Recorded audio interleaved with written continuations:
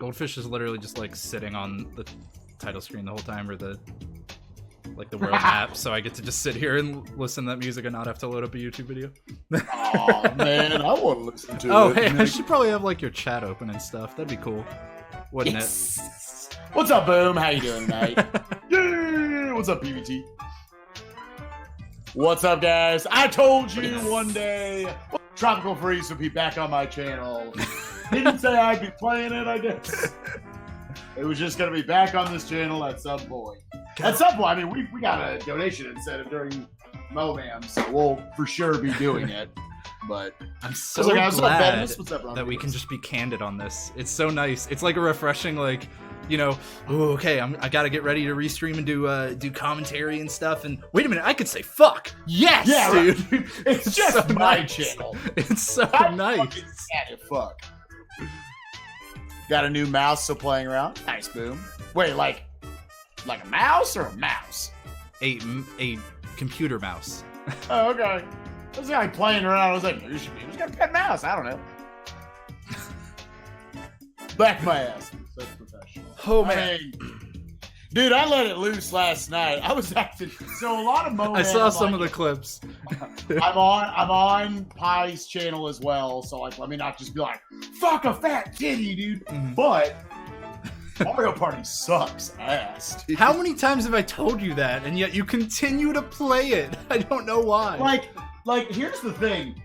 Pie had like, and I don't want to like I think Pie outplayed me last night. Maybe, I don't even know. I'd like to like see both of our videos and just see like how much better he played than me last night. I'm not like bitter. I'm just like, I feel like he got the godluck. He never had to reset a board. He said it himself multiple times, like, yeah, this is by far the luckiest I've ever been.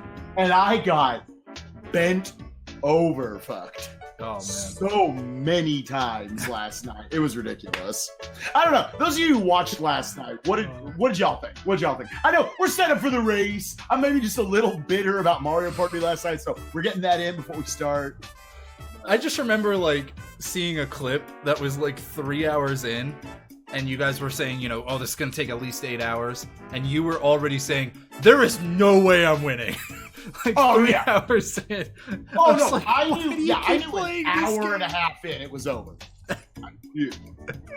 Like the game was just being real nice to Pie, and like the second of the 12 maps in that game, like it's supposed to take like 10 minutes to get out of it. Like it's a really easy map, and I was there for an hour. It never, like it's ridiculous. Anyways, I know I'm salty. It's whatever. By the way, I knew we have a new emote slot now. We got the 1200 emote slot, so we gotta make a new one there. And we'll start coming up with ideas for that. Anyways, let's talk about what we are doing here tonight, because it's late enough. People, we gotta get to bed. What's on the docket, Hobz? Go for it. Yeah. So for those who are maybe new to Spike's channel for MooMoo, or just haven't dropped by on a Wednesday, or only dropped by last Wednesday where we unfortunately had to cancel this. This is Speedrunning Underground. We love doing commentary. That's basically what it comes down to. Spike and I love doing commentary, and we love doing commentary together. And for a while now, each of us, especially I, wanted to do a lot more commentary throughout the year, not just, you know, at the GDQs, at the limit breaks, all that kind of thing.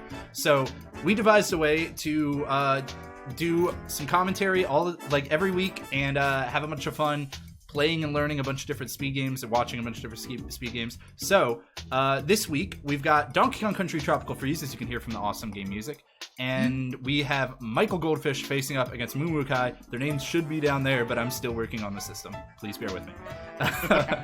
And yeah, so we were originally gonna have DKS and Michael Goldfish, and that's what we announced last week, but unfortunately I swear we're cursed, or we curse people, because DKS, my God, I feel so bad. DKS had an injury, unfortunately, with his hand, and so he isn't basically unable to play video games at the moment. Luckily, he's okay. Everything's all good, and we'll look to get him further down the line. But luckily, MooMoo, who couldn't play last week, was able to hop in and help us out this week. So we got Goldfish against MooMoo. We got it made up to MooMoo real fast. Yeah.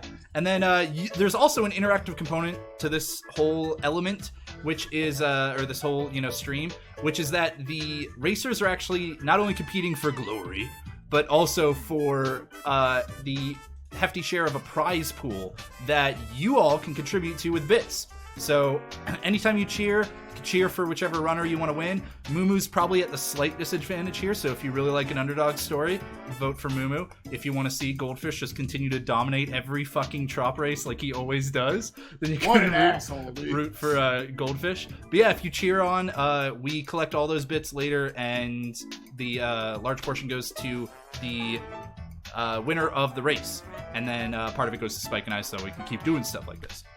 Yes. And yeah, I think that's pretty much it, right, Spike? Am I missing anything?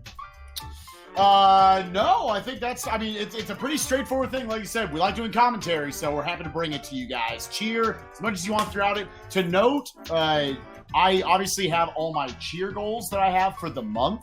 Working right now towards my 200,000 cheer goal. I actually need to check what that is. We're just gonna pep in real quick so you guys know something else. So like it's kind of you're killing two birds with one stone right here. Yeah, at 200,000 bits. Yeah, people have been incredibly generous this month of it. I'm actually gonna do my first ever playthrough. People have liked like Paper Mario and Paper Mario 1000 Year Door that I've done on stream over the past few years. I would do the Mario and Luigi Superstar Saga first ever playthrough. I know there's some Trop boys who love that game. I know a lot of people are big fans of it. I would do it at 200,000 bits. So if you want to work me towards that goal, I think I'm at like 160, 170,000 right now. That will also contribute to that. But again, tonight, a large portion of whatever bits are thrown down will go to the winner of this race. So, you know, and Hobson and I will split the rest of it. So, obviously, we much appreciate any bits that can be thrown into the pot. And I'm working I'm working on a way for us to see it, for you guys to see it on screen, by the way, to really see like, you know, who you're rooting, you know, who's getting the popular vote, basically, like who's rooting for who and how big the prize pool is. But unfortunately, the Twitch API sucks shit, so I'm still working on it. What the hell are you doing? I wonder what he was talking about left of the picture. I said it's literally that. Yo, you just keep talking, dude. We got some questions in chat about my mother's setup here. Again, I'm at my parents' house for this month. It was kind of a fail to do. People are what? I usually have a white wall with maybe one picture. She's got all the shit set up. Anyways, that doesn't matter. Steve, thank you for the biddies. Appreciate you. Hobbs, take it away. Yeah. Okay. The shiny thing. It's a mirror. It's a mirror. It's a mirror. Anyways, yeah, so we're going to go ahead and get these two started pretty soon. We'll, you know, be done kind of just jacking off right here. So let me give I thought that was against terms of service. We actually had a conversation about this recently. But yeah, guys, it's Tropical Freeze. This is, you know, one of my favorite games, probably my favorite Wii U game, straight up. And certainly one of my top 2 favorite Wii U speed games, along with Super Mario 3D World. I think this one's super duper cool. Super fast paced the whole time. You get a lot of character variety. Hope you guys will enjoy. We got 2 of the best players in the world of the game. Probably still 2 of the top 3. I think so, yeah. Yeah, along with DKS, who again, unfortunately had to drop out of this week's race with his hand injury. People are gonna stop signing up for this because it's just gonna curse them. Like I know, right, dude? Yeah. It's ridiculous. Okay, so just trying to get a hold of the runners. We're not paying attention to SRL chat. God damn it. So one little funny like side note to point out is that I'm pretty sure it's not only going to be these 2 racing. It's actually going to be like a lot of the Tropical Freeze crew. That's family reunion, dude. Or at the very least are going to sit in the call and chill and talk. So they're going to be getting to talk shit to each other the entire time, MooMoo and Goldfish, as well as everybody else involved. And so it should be a blast. We'll hopefully get a chance to talk to them after, unless it's like crazy late or anything like that.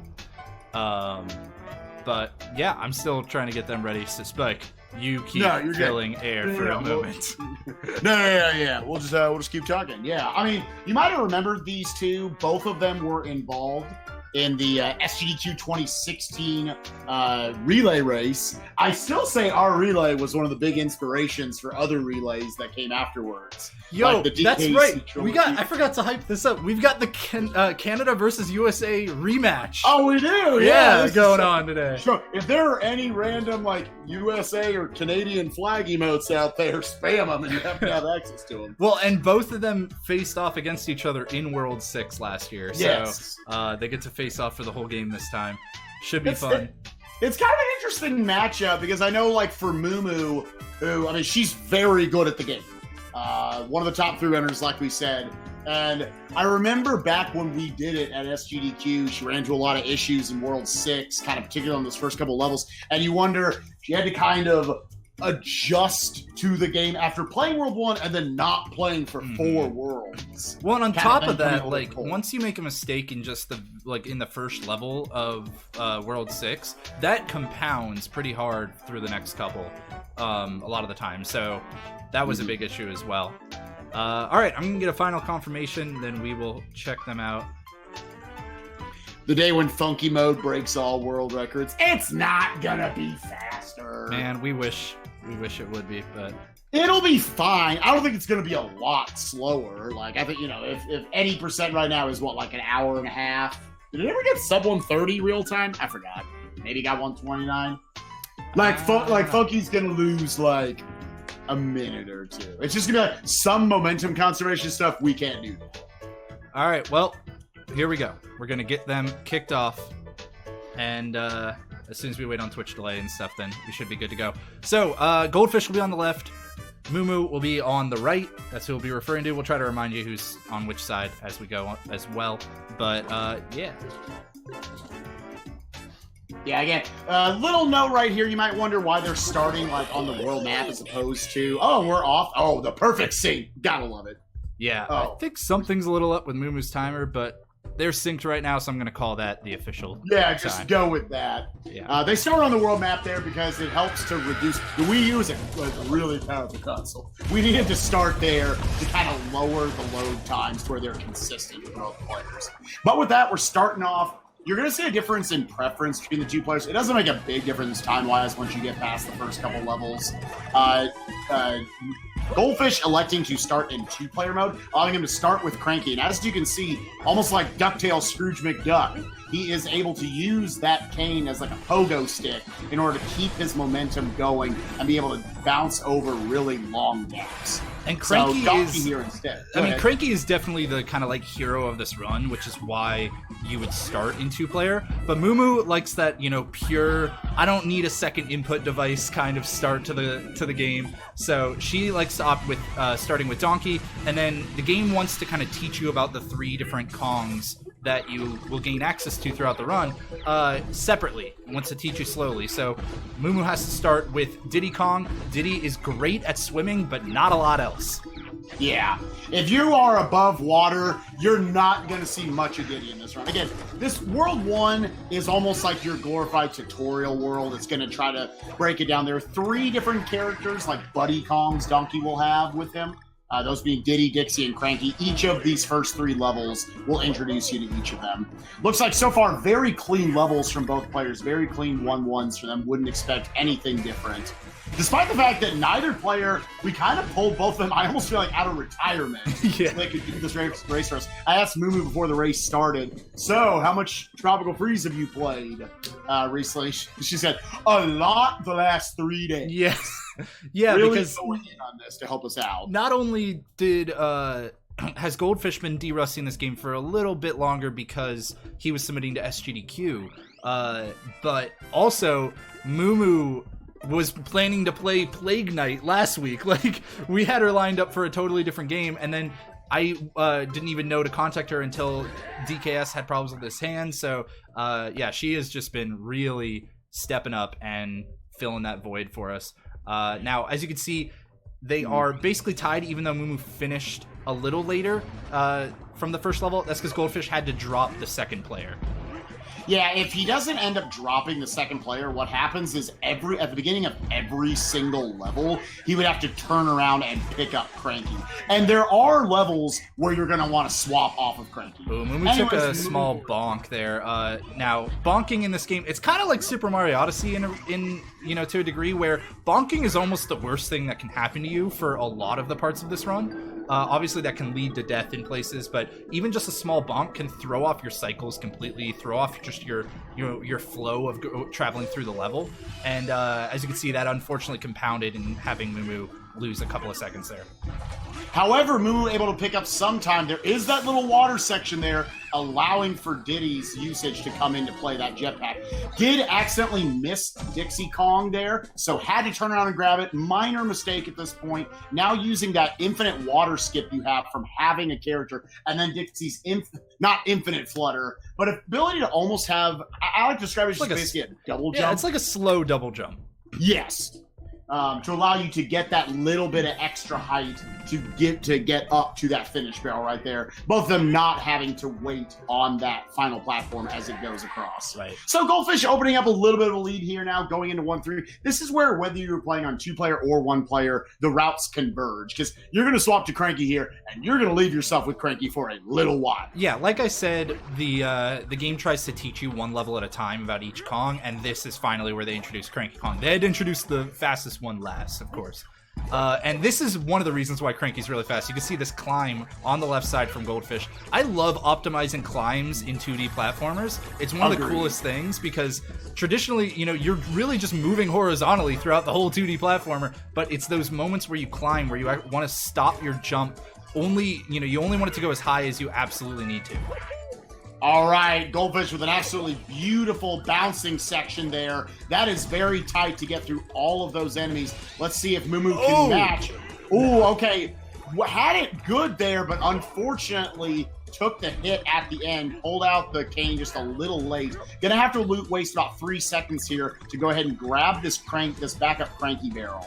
Yeah, and then move on to the end of the level. And again, we'll try not to harp on this too much throughout the whole race, but I do want to reiterate just a little bit here as MooMoo goes for some swag, trying to pick up the you're on a universal cycle waiting, or a camera cycle rather, waiting for that vibe. Yeah, but go ahead. But I do want to reiterate just a little bit that MooMoo is certainly the underdog coming into this purely just due to time. Like, we gave MooMoo very short notice on this. Okay, so that's probably just a little bit of the rust. Showing itself in these first few levels. But Goldfish is also probably very tired. So we can see as the race goes on, hopefully he'll get more and more tired. We'll see it all catch up. MooMoo, of course, is a fantastic runner, so I really wouldn't expect anything less than for her to fall back into the groove of things throughout the race and start, picking up the pace and having a really great time. This is a cool little strat where even, we're in this mostly auto scroller, but you get to have that little pogo bounce to skip out on going into that barrel. Yeah, take a look at the right side. A quarter of a second. MooMoo's going to do it now, and bam, there you go. Skip over that barrel, jump into the minecart. Now, another thing about minecarts, there are 2 different types of main auto scrollers in this game. There are the minecart levels and there are the rocket barrel levels. We'll talk about the rocket barrel levels when we get there. Minecarts, there actually are ways to optimize them. They were really weak. I'm not trying to just cop out of not giving the exact details on them, but effectively you see slopes. You want to try to avoid those slopes. You're going to see Goldfish coming up here. He's going to jump instead of riding that long slope all the way down, he's going to jump at the top of it to kind of skip out on that curve, sending it more downwards, keeping that more horizontal movement, jumping up little slopes, because those do slow you down a little bit. Yeah, you almost want to plenty of minor optimizations. You want to start going down a hill slightly and then jump before the track kind of locks you into position and following along the track. So it is weird. Like you're saying, the optimizations are very specific and very minor, but they add up over the course of the level. Yeah, it's one of those, it's sort of the same as both of us, while they're doing auto scroll, I'm going to make this adage. You look at Crash Bandicoot Insane Trilogy, another game where there are some auto scrollers like the hog levels where you look at them and you say, oh, there's no way to optimize these. You just hold forward and you go. And it's like, if you know the optimizations, you save like 3 seconds over another player in what would seem like something that makes no difference. Yeah. So, kind of goes to show that level of optimization the players have to look for. It's why we have the old adage in speedrunning of saving the frames, man, because suddenly it only takes, in this game, this is a 60 FPS game, so it only takes 60 of those frames to finally add it up to a full second, and it's, you know, it's a pretty long run in terms of being a platform and everything. It's about an hour and a half long, so it's pretty easy to find spots here and there to just save 10 frames, 20 frames, whatever, and have it quickly add up to seconds. And that's why you got to watch out. You say, like, oh, okay, Goldfish opening up a little bit of a lead here, playing pretty clean right now, as we expect out of him. He's always, no matter what, shown up to these types of races and these marathon runs. This is a long, long game. This is a lot of platform. It can be exhausting. With that, we're already into our first boss, though. Gotta get 9 hits here. All the bosses are 9 hits, 3 phases apiece for 3 hits. Yeah, and he's actually gonna try to get some optimization. Go ahead. Just this is Pompey. It's your tutorial boss too, right? Because as Spike was saying, every single boss has the 3 phases of 3 hits each. So they're teaching you about it pretty slowly here, and they do have ways to actually save some time throughout each of these sections, though. Yeah, you got right there. You were noticing, as long as one of these 3 enemies he throws at you are on screen, he won't actually like move on with the fight. A really high hit there though by MooMoo. Very well done. Nice God. Yeah, you can go ahead and they call him the God, where you kind of line it up and manipulate where the fish are going to be thrown, and then you roll all the way up and you hit it right as it's technically on your plane, the back part of the plane of the camera, to get that hit. And now Goldfish intentionally taking a hit there so that way he could damage boost through the boss spawning onto the level and was able to hit him as early as possible. So that was really nicely done. MooMoo will be doing the same thing shortly, I'm sure. And there it is. So now, not only is that, you know, it saves some time and everything, but it actually is a little dangerous because if you lose Cranky here, it really sucks for the next level. Yeah, unfortunately, a lot of the... I mean, not unfortunately, it is what it is. Like, a lot of the routing in this game goes around having the right buddy comms at the right time. Cranky is actually not available in the next 2 levels after this, and he saves a bunch of time, particularly on 2-2. We would not see him again until 2-3, so you do not want to give him away here. You take 2 hits, you're losing a call. Fat ass number 2 from Goldfish, by the way. Now MooMoo going for it as well. Fantastic fat ass number 2 as well. Again, trying to catch it right as it comes on screen, right as you're able to hit it. Goldfish, the first to punch the boss. MooMoo, not far behind at all. I think MooMoo actually managed to catch up just a little bit of time in that boss with the better, God cod. Yeah. So there we go. That'll be the final. MooMoo with 1 more hit. Yeah, I think you're right. I think she might have caught up maybe a handful of seconds there. So either way, World 1, it's... barring something truly tragic, it doesn't affect the race too much. World 1's not where you're taking your multi-minute deaths or your 30-second deaths or your even, 20-second deaths that are going to compound over multiple levels. That's all coming later, and even really as early as World 2, it can potentially right now. I've heard some people say, I feel like even Goldfish said, this is maybe the hardest stretch of 3 levels in the entire run. 2-1, 2-2, 2-3, this game comes at you real fast. See, and funny, because I would probably put that on 6-1, 6-2, and 6-3 later in the run. Yeah, World 6 can do that as well. But I do love this level. This is one of the few levels in the game that I actually have spent a fair amount of time ILing because I fucking love it. It's got great music, it's just great strats everywhere, and it has a fantastic jump that we'll see later. We're into World 2. We're going to see a lot more bottomless pits now that you got to watch out for. You see these platforms, these windmills that are going by. Obviously, the players want to try to ride the platforms that are moving them to the right a little longer, but pogo off the ones that are moving them back to the left. So a lot of just cool micro routing going on there. Now Goldfish with another climb right here. Gonna wait there. Oh, gets the early cycle. Fantastic nice from Goldfish. So saving a bit of time there. And now also he's gonna wait for a visual cue while on this cart and going to fly off it as early as possible, maintaining a little bit of speed from the cart. Some precise pogoing to get him right into the barrel. Nice job. didn't quite catch if MooMoo got that early cycle that Goldfish did during the climb, but there were certainly no major issues or anything. Let's see if MooMoo can match on this big jump. It's a scary, scary jump here in the early part. And she does. Forward. Excellent job nice. from MooMoo. Goldfish also got the swag roll into the barrel at the end. Once you get that, you're basically done with the level. You just mash roll. And MooMoo not going for it, that's fine. It can really just cause you to bonk and lose more time, so not a bad decision. Yeah, it can even, if you mess it up a little bit too much, it can even cause a death instead. So certainly not a big strat to go for, but very good 2-1s. That's a really good start to World 2 for both of these players. Now going into 2-2. That was actually a level, believe it or not, it's faster in an individual level standpoint with Dixie, which is the character they give you right at the beginning of the level, just because you don't have to ride that cart. Oh, 2-1 was. Okay, I thought you were talking about 2-2 for a second. I was like, what? 2-2, this is why we wanted to keep cranking. This is kind of the first, like, big wow level of the run, I think, right here. Again, you're going to see they're going to offer you Dixie here in that barrel right at the start. We're not going to take her. We're going to leave her in her barrel just a little bit longer. And we get our one and only buddy, animal buddy right here, Randy. Yeah. Randy kind of sucks. He's awkward to move. But again, that is the most powerful cane in the world. I just gotta say, that is lifting not only an entire monkey, an entire Kong, and an entire rhino, and killing things for blaster. It's great. Yeah, but the nice thing about Rambi is that you can actually, like you said, carry his momentum with Cranky, and Rambi can also kind of just run over some gaps as well, and you can use this charge up to carry momentum from a platform that's moving right, just like you can with the partner Kong. So Goldfish gonna go for some pretty big boosts here. The first one is less significant and a lot harder, so we'll see if he goes for it. He does, and he gets it. Nice job from Goldfish with the time save. Now here's the larger one. We'll see if he can get all the way into the Cave of Wonders here. You can see tons of speed coming out from this, and he bails on it. Wow, what? That's pretty uncharacteristic. Okay. This is going to open it up for MooMoo right here. Ditching Rambi in the pit. Did not like him at all. All right, MooMoo's chance to catch up right here. Huge boost, right side of your screen. Keep an eye on it. Several bounces, gonna bonk on the ceiling intentionally, then bounce off of the Rambi crate, gets all the way up to the top, and into the Cave of Wonders. Into the Cave of Wonders, Great job from MooMoo, catching up so much time. Goldfish having to finish this level without Rambi as well, which just compounds on the time loss. Great showing in 2-2 from MooMoo.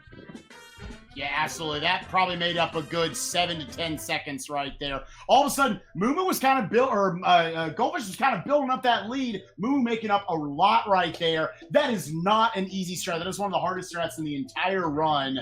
She pulled it all the way. We call it the Cave of Wonders right there. That feels real good when you're able to get it that far. I'm going to go ahead and just I'm going to steal this one from NK in chat. She got as far into the Cave of Wonders as it is possible to get. That was fantastic from MooMoo. Made it look like she's been playing the game ever since that SGDQ race. Now, not just the last 3 days. Right. All right, going into 2-3 right here. This is the end of the gauntlet. Both players have played very well, despite Goldfish getting a little bit of time back right there. Let's see if he's able to clear this gap. Very nice. Stayed away from the dick poker.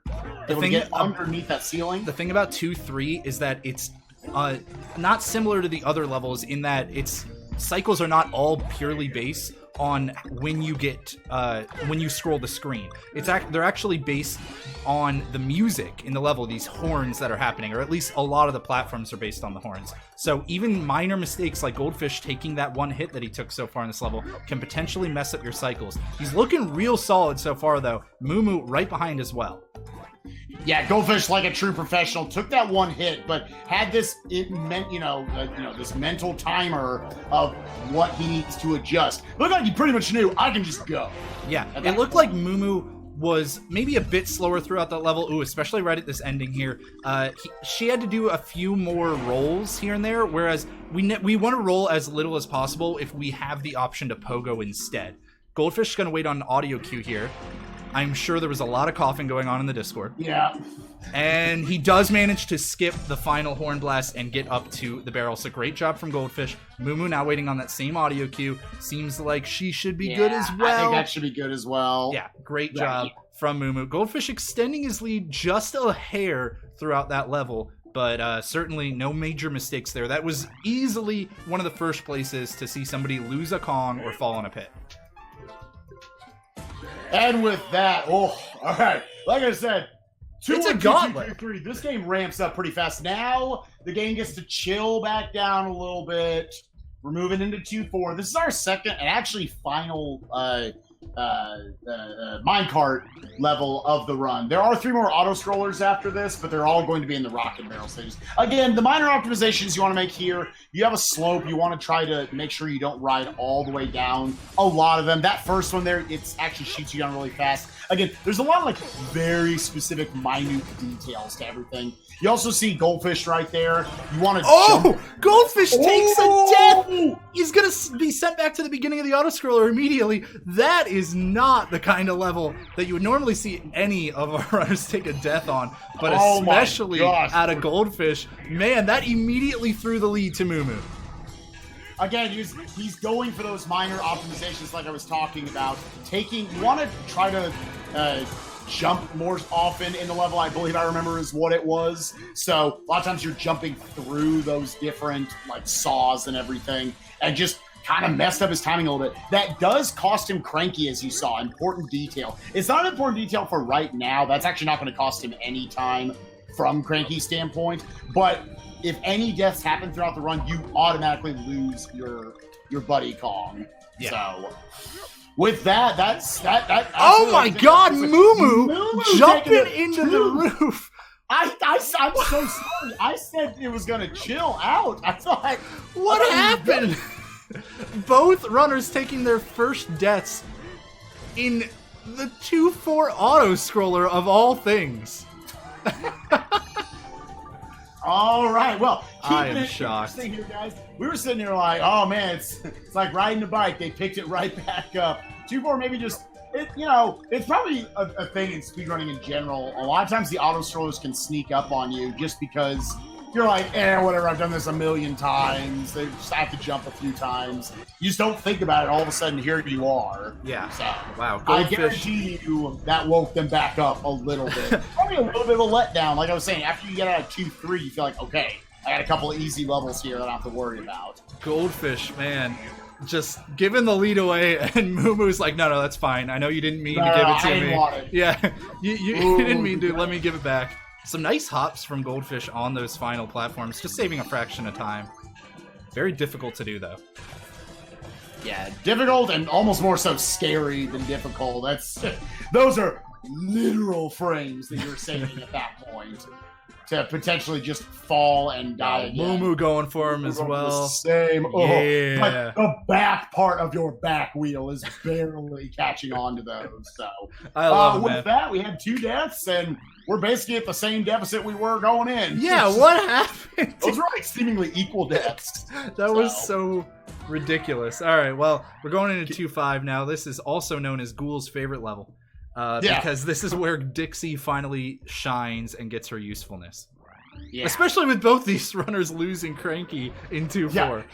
It kind of conveniently works out time-wise. They have to just change the opening movement just a little bit, and we're switching over to Dixie. Cranky is just an unbelievably powerful character, but one thing he can't really deal with is bottomless pits. You can't pogo off bottomless pits. So Dixie allows us to cross over some gaps like you saw there in the beginning, allowing us to save that little bit of time. Now, there's a difficult problem with Dixie, which is that the same button used to jump and to bounce higher off of enemies is also used to activate Dixie's flutter. So you saw Goldfish lose his speed at one point there because he wanted to bounce off the enemy and maintain his momentum. But unfortunately, MooMoo on the right side doing the same thing. Unfortunately, fluttering just a hair before landing on the enemy, and that unfortunately kills all your speed. Moving here into the later part of the level. Again, as you can see, that double jump in a way, allowing her to get up, clearing these. Cranky's pogo just isn't going to work very well on these like bouncy type platforms. Yeah, you don't get to carry your momentum really, not in the same way anyways. And Dixie's flutter is just much nicer for spacing these out. There you go, Goldfish finishing it off, and MooMoo taking the death. Unfortunately, took the hit with Dixie at the absolute worst time at that point.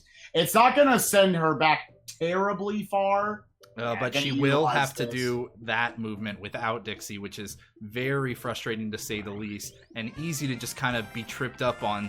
I'm derusting this game. What do you mean backups? I gotta learn backups now. Right.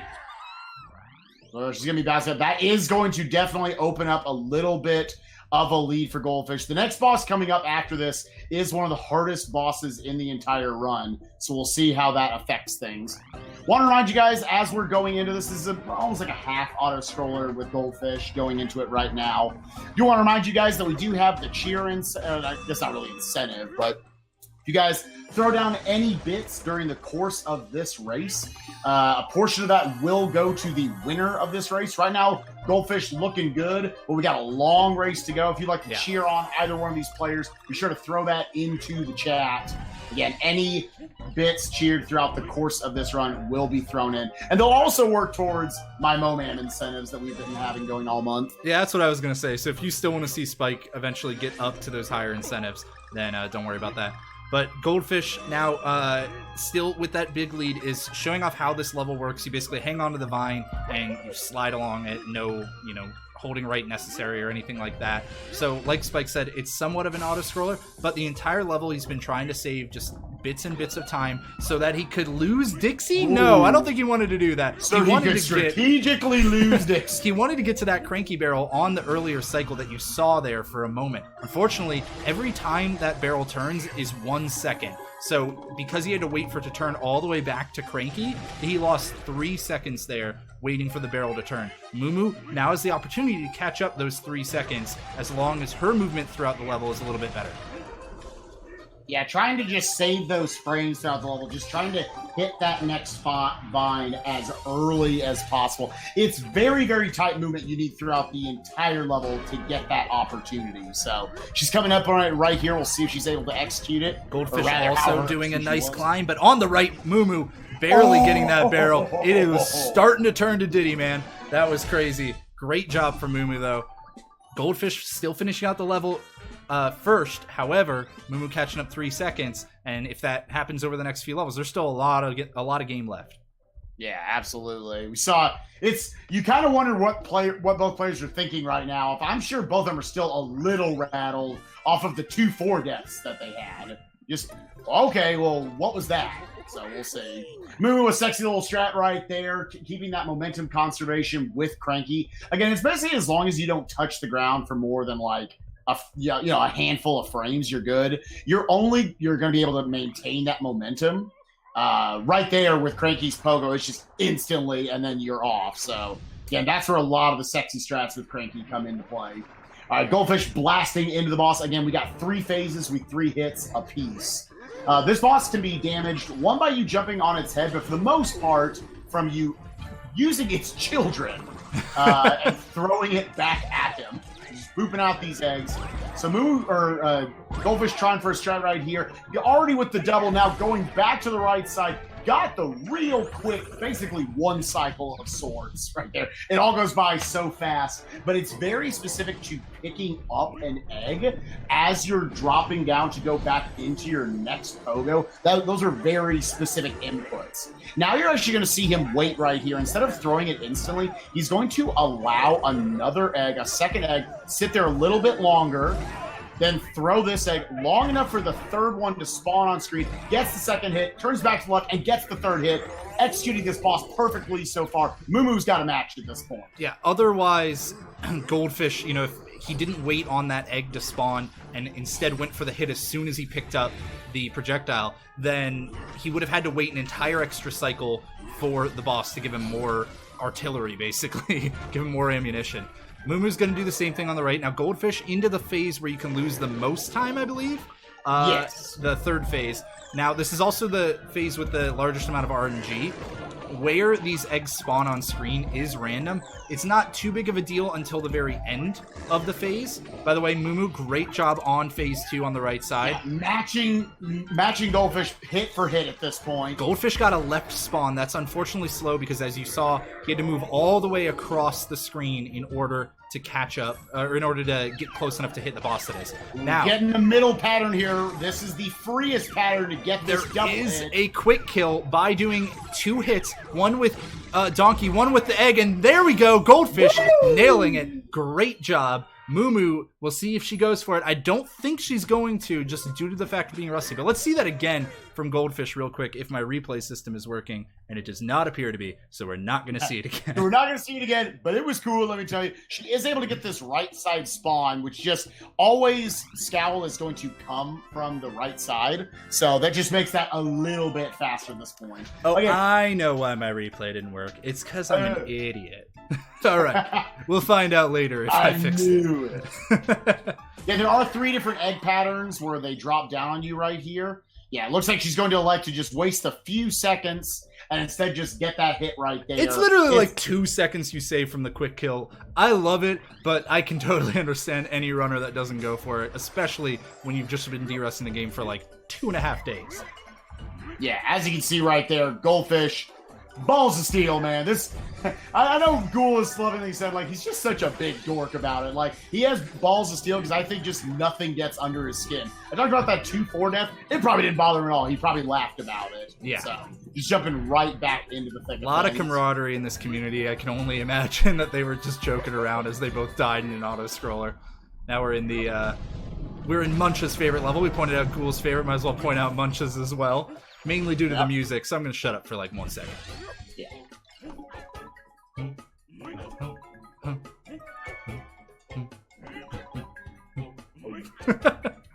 This is the Lion King level, as Spike likes to describe it, which I always thought was a nice way to put it. Yeah.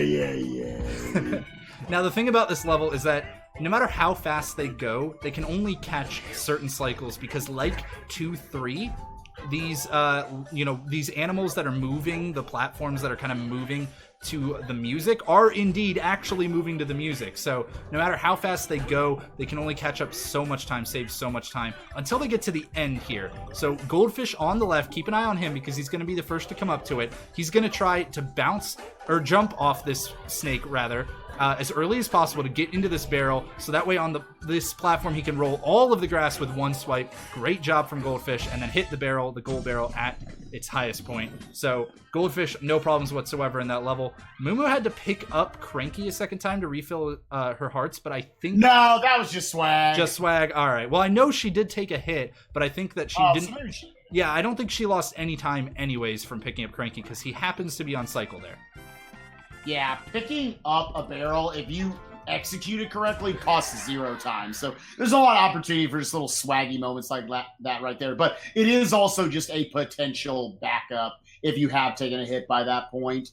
Shouldn't take a damn... MooMoo jumped a little later. Yeah, not going to be able to swipe all the grass away immediately, so... Minor thing. We're talking about frames again, but it's those kinds of small things that can add up. Goldfish is going for all of those, though. You know, it's kind of one of those until you're like up against one of the top runners on the side. And I mean, MooMoo is the top runner, but Goldfish, a little more derusted, actually offered this for SGDQ. Hopefully it gets in. Games committee, wink, wink, nudge, nudge, say no more. But right there, cool little flower strat. It's one of the only super notable strats here in 3-2 is going up that left side of the flowers again. Cranky able to give you just that little bit of extra height to get up there. And Cranky also, it's important to know, Dixie actually has the same maximum height as Cranky does. But Cranky he gets there instantly. Yeah. As opposed to Dixie having to have that slow hover. He just bounces and he's right on up there. Goldfish taking a hit from the Baobab there. Not a big deal at all. Not going to be worried about taking another hit at the end here, most likely. We'll see if he goes for all of the tokens here. He is, so he's looking to spawn. Oh, right, you gotta get all the bananas too. So didn't even spawn the puzzle piece. That loses 7 years in my mind. What so a hopefully... dirty... He should have to wait on the next level for like 5 minutes more. Hopefully MooMoo can do it. Yeah, the last few levels have been cool, but I do want to direct you guys to Goldfish because he is coming up on the single hardest strat in the entire run. MooMoo saving a little bit of time right there, able to just be a little bit cleaner through that section. Let's see how our movement here is through the Baobabs. Nicely done. No hits taken at all, and as you might have noticed, every hit has that little like thing where it pauses the game for just a moment. So even though you may lose additional time later from taking a hit, you already lose at least a half a second for every hit that you take. All right, now MooMoo. Oh, only to get able to get, I think, 3 bounces. Runners like to swag out there. Anyways, cool strat on the left. This is the hardest strat in the game. Tornado-si-do, whatever you want to call it. He's going to try to flick out of this thing. Let's see if he is able to do it. That looks slow. That looks real slow. He's able to line it up. Yeah, that's going to catch him right there. Yep, and there we go. Losing Cranky. And there goes Cranky. So this is taking another hit. Opportunity. Ooh, I hate to interrupt you, but Goldfish is at risk of death at this point. Oh my god, how is he dodging this lightning? I cannot believe it. He makes it to the checkpoint, so that's at least nice. But this has been sloppy, to say the least. Gonna have to grab our pal Rambi here. Not what you want to see. It's not a good time when you're using Rambi at this point. And he's gonna have to also pick up Diddy. That is just like a shit sandwich. All right, MooMoo on the right, though, going to come up to Do-si-do. Again, Do-si-do, hardest strat in the whole run. We'll see how she does. Speed looks a lot better than Goldfish's did. Oh, yeah, going to be able to get off the top of this cap. All right, potentially can make up a ton of time right here. Oh, the bouncing's still going. MooMoo able to get past the tuck, but no, not able to get past Bitch-nado. Oh, awful. Unfortunate. Luckily, the checkpoint is right there, but man, that was looking so great for MooMoo until Bitch-nado. Gonna have to, hold up there just a little bit, not take another death. Thankfully, before Bitch-nado, you have that checkpoint right there. She probably at that point made up just a little bit of time. If she didn't take the death, it would have definitely been. It would have been a decent cut into the lead. Would have definitely still caught a lot of time, but unfortunate to say the least. Now, on top of that, not only do you not have, or did she take that death rather, but you don't have Cranky, and so you have to actually wait longer on the gold barrel. You saw Goldfish do it maybe, but we'll see MooMoo have to wait on it as well. Also probably going to grab Dixie in just a moment, as Dixie's just a little bit better than Diddy for the current levels. Oh no! Bonking! MooMoo trying to save it, not quite able to hop off Rambi in time. Man, unfortunate. Not going to get Rambi. There is actually a Rambi box directly left of the checkpoint. Instead, just going to roll right over to the Dixie barrel as quick as she can. And man, that's unfortunate for what looked like it was going to be such a strong level for MooMoo. And unfortunately, just Bitch-nado and then compounding that with the later death. Yeah, definitely. I mean, one of the hardest levels in the entire run, if not just straight up the hardest with Bitch-nado. And again, just controlling Rambi sucks. He's just, Goldfish will tell you himself, he hates. Go back and watch the AGDQ 2015 run. He hates Rambi. We mentioned that there's a startup animation to every roll. Rambi's startup animation is significantly slower and just feels more sluggish. Whenever you're trying to turn around with him and stuff too, it's really awful. Ooh. So fire droplet skip from Goldfish on the left. It's a minor thing. We don't even completely know how it works. Let's see if I can catch it this time. There we go. You'll be able to see it here in just a moment on that replay. Skipping those fire droplets. Normally you would take damage from that. Just damage boost right on through it. Great job from Goldfish. So at this point, though, Goldfish opening up a full level lead. Yeah.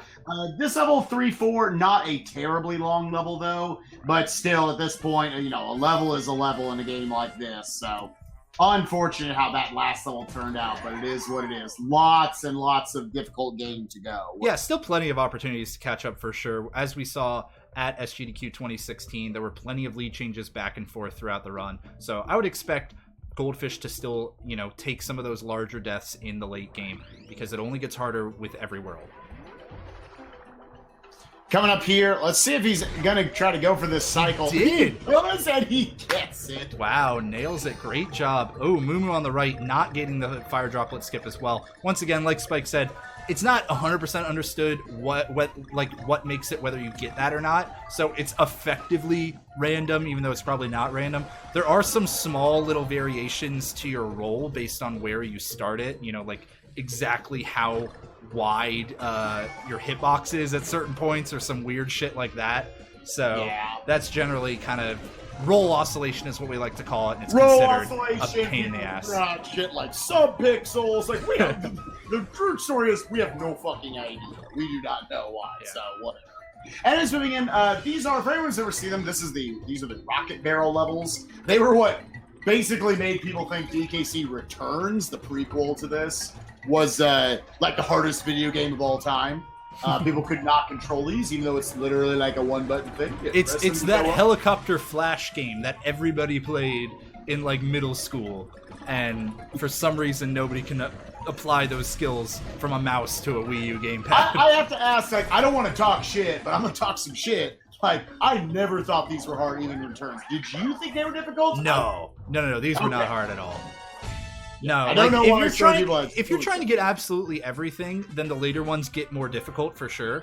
But it's still nothing that you're like, you know, screaming at your TV at. You know, you're not getting crazy frustrated. You're just like, oh damn, you know, it just didn't hold a little too long. I want to meet that gamer who's just damn. We're all rage artists. All right, moving on. So that was a level. Moving into, it's actually what is unique and kind of cool about that level is that there are secret paths in every single world in this game. That level actually has 2 secret exits, meaning you could have gone to 3-6, 3A, or 3B. 3B, we're actually here going to Bramble Scramble, named after the infamous DK2 one level. of my favorite levels, dude, because like just stylistically, it's not the hardest in the speedrun once you've practiced it a bunch, because the gimmick is that everything is unfurling as you get to it, right? You can see that on Goldfish's screen right now, which to a speedrunner means memorize the level, which we always do anyways. However, I just love the look of it, man. You look like you're about so to drop into death right there. Oh, man. Coming. He jumps right over the edges, though. And these hitboxes from these platforms do indeed rise from the bottom of the screen up, so you have to be careful about your timing in some spots in particular. Goldfish now with a good-looking setup, and will damage boost through the wall once, and wait on the second one, so not going to lose Cranky. Going to save him for the next level. Great job from Goldfish on an awesome Bramble Scramble. Yeah. And like Hobbs said, that's not a level you mess up too often. It's a really just flashy level more than anything else. Let's go ahead and watch MooMoo show it off again. Yeah. It's just a fantastic level. And in case you didn't catch it at the beginning, look at this. Just platform upon platform, unfurling in front of you. Some nice bouncing from MooMoo. I think she might have actually taken a slightly different route from Goldfish. One other important thing to note that we haven't really talked about is that there is a way to preserve your momentum across any of the bouncy surfaces in the game on your first bounce. Like basically, when you roll into a bouncy surface, you can bounce at the right time and keep the momentum of your roll instead of getting slowed down to the kind of bouncing speed. MooMoo did a great job of that there. Now this boss, I'm honestly not gonna remember all the specifics to it, but the thing is, like I said, like everything else, there are 3 hits in 3 different phases you need to get. This boss is a little different because as you can see, there are 3 bad MooMoo moves. losing Cranky, not a big deal, but just means that she's gonna have to pick him up right before this boss. But go ahead.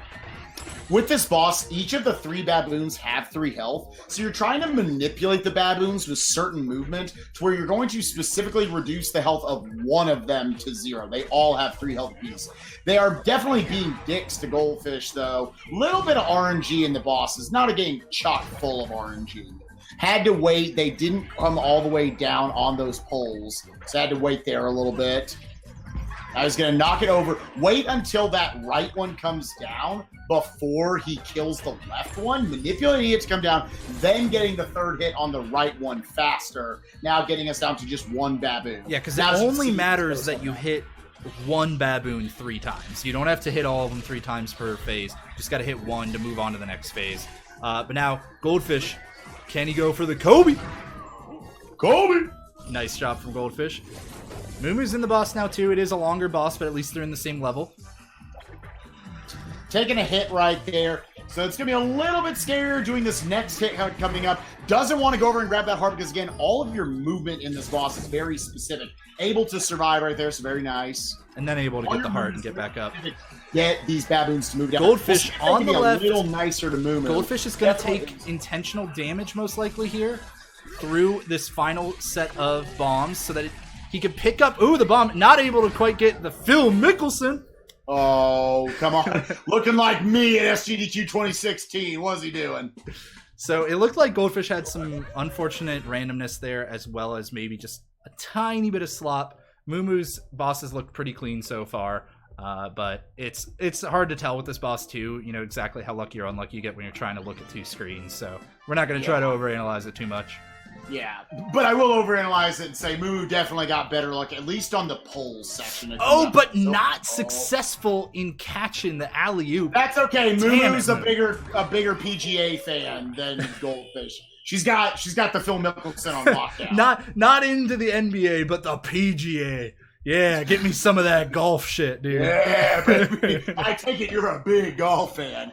Deadlink, thank you for the 1,000 bit. He's thrown that in the cup. Again, guys, a portion of the bits that are cheered throughout the course of this run. Still got 3 full worlds left here to get those in the cup. A portion of that will go to the winner of this race. So any bits are absolutely appreciated. MooMoo not able to successfully I think get MooMoo just doesn't like Mickelson. sports. Maybe she's like a tennis fan or something. I don't know. Oh, dude, that's unfortunate, but oh well. We kid, not a big deal either way from either runner on that boss. Now we're into World 4, and World 4 is where Diddy finally gets his day.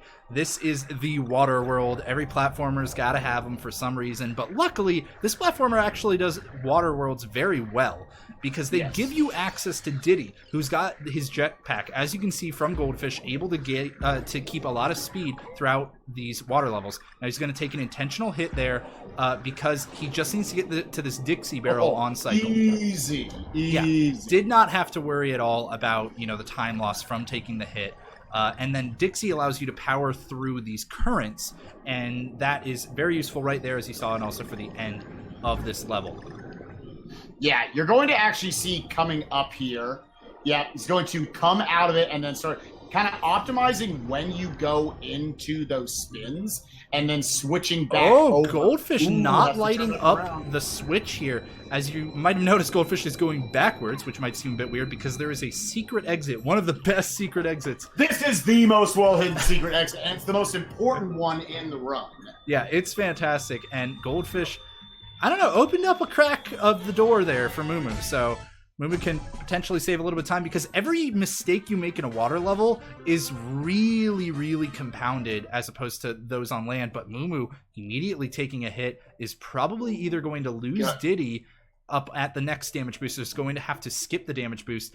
Opting to skip it. Let's see if she can still get to the Dixie barrel on cycle. No, not able to. She's gonna have to wait. So that's, instead of it being 1 second every turn of a barrel, now it's 2 seconds underwater, so that compounds it more. That definitely right there. Now the best she can hope for at this point is about a break even going into this. The reason why the secret exit is so important, you skip the whole second half of 4-1, and instead of having to do 4-2, 4-3, and 4-4, you get to just do 4A and 4B. So you cut out an entire level on top of that. And this level that we're doing right now, another super just cool level. You're kind of bobbing and weaving through everything. You have a little bit in the water. It's a very short level. This is like it's also just a lot more fun. You get to actually use all 3 Kongs. It's one of the very few levels that allows you to do that. It might be the only level. I don't quite remember. Yeah, it is actually. Unless it changed, it should be. Because now switching, had Diddy there in that second part so you could get the water boosting underwater again. He's best underwater. And then swapping back over to Cranky on that middle rotation barrel, gonna keep those pogos going. Yeah, because especially into this last section. Even though Cranky is slower in the water here, he does allow you to more easily get up to a secret exit at the end here, as well as Spike said, bouncing off of enemies and the like. But here we go. Goldfish going to use the precise setup. It's going to bounce off of both of these spiky balls, and bam, there he goes. Into the other secret exit. If you don't use this secret exit, the game actually sends you back to 4-2. So it's one of those where you're kind of just wasting time if you're not using it. So this will get him to 4B, and that's going to completely skip the entire left side corner, kind of vanilla path of World 4, where all 3 of those levels, I'm pretty sure, are like 2-minute levels. Yeah, so Goldfish, some really cool levels to note, but yeah. Yeah, they are. They are fun. They're really well designed, but they're very long. Now, Goldfish is doing something a bit weird, it may seem, because he's adding in that second player again. We mentioned that you can play with 2 players in this game. We mentioned that at the beginning, and Goldfish started that way and then dropped the second player. But he's adding it back in because of a skip that was found before SGDQ 2016. Now, the way this skip works is Goldfish is going to hop out of the water, and then as he hops back in, he's going to separate Diddy from Donkey Kong. He has to actually hold 2 controllers at the same time to do this. If he does it just like he did there, he can push Diddy out of bounds, and then hopefully keep him out of bounds while still tricking the game into letting him proceed. And great job from Goldfish to now completely skip this long puzzly level by swimming out of bounds. And I'm just gonna let the magic kind of happen here. Yeah, the game's a little confused right now. Yeah, it might have forgotten how to repaint. Oh man, that is a fantastic skip. It's the only out of bounds in the run, at least the only useful one, and it's very useful. It skips a super long level. What did this end up saving, Spike, time-wise? God, I don't know exactly. It's something like a minute. Yeah, it's very another long. level. All these one of those, they're like 2-minute levels, and instead you turn it into like a minute long. Once you kind of factor in all the time to like bring in the second character, re-switch off of that afterwards, and it makes it a lot more interesting. This level wasn't terribly interesting before, where you're kind of just you're going through all these different rooms, you're getting a key, you're going to another room to give it. To go to a corresponding chest. Oh, I'm going to cut you off because MooMoo got out of bounds quicker than Goldfish. It looked like, oh no, unfortunately, bopped Diddy back into the inbounds, but then got out of bounds again right away. This skip is very precise, and again, MooMoo's only had a couple days to D-Rust. Barely avoids the out of bounds timeout there, but ends up in the exit portal. Unfortunate for MooMoo. This, like we said, very difficult trick. Yeah, it kind of goes to show this very specific movement. You actually control Donkey moving him down to the bottom so that the camera moves over there, allowing Diddy to not automatically get moved off of the camera kind of timer right there. And MooMoo's looking so it's all good this very time. specific. Yeah. All of this movement underwater, even at this point, still pretty specific to avoid accidentally clipping back in bounds. So that's why you see them. It might seem random where they're swimming. They're now staying at the top, so you can have all the air up there, technically. And now going to start moving down after they count. Usually you count out a certain amount of Diddy's like jetpack movements. So, with that, also on our left side, we've been talking about MooMoo going through that. This is a very, very difficult level that Goldfish is almost done with right here, 4-5. Another level where we switch from Diddy to Cranky back to Diddy right Goldfish. here at the end. Oh wait, that hit. That was weird because you actually often do take a hit intentionally there. But let's see if you can skip these crates. Nice job, precise hover from Goldfish. Completely skipping them. Great job. Now you do sometimes take a hit at the end there, but the way that he did it was just a little weird, so that's why we were sitting there puzzled for just a moment. Yeah, we were paying attention on MooMoo's side, but I'm just gonna pretend we looked over and say, NK, God damn, that dong was strong. I meant to replay it, man. It's so hard to do multiple things at once. Talk about the video game. There's just so many cycles you have to catch. This game is cycles. Yeah. So obviously, Goldfish able to execute it very, very well there. We'll see how MooMoo's looks on the right. It was also important.